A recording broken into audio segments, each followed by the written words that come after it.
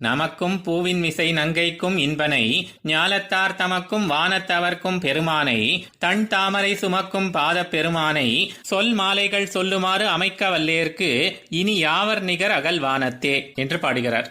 தாமரை மலரிலே வசிப்பவளும் புஷ்பத்தின் பரிமளமே ஒரு வடிவு கொண்டா போல உள்ளவளும் ஆகிய அந்த பெரிய பிராட்டியாருக்கும் நேற்று ஞானோதயம் பிறந்து இன்று அவன் திருவடிகளை அண்டி நிற்கும் நித்திய சம்சாரியான என் போன்றோருக்கும் எந்தவித பாகுபாடும் பார்க்காமல் இன்பம் அளிப்பவன் அந்த எம்பெருமான்.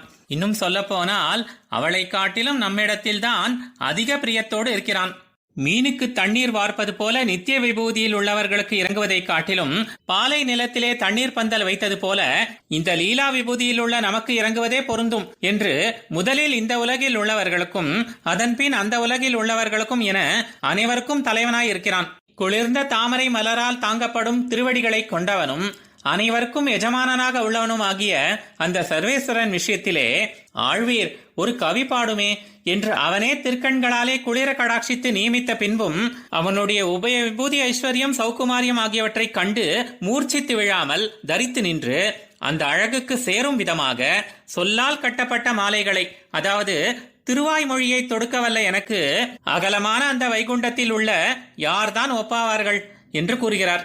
ஆழ்வார் எம்பெருமானார் ஜீயர் திருவடிகளே சரணம்.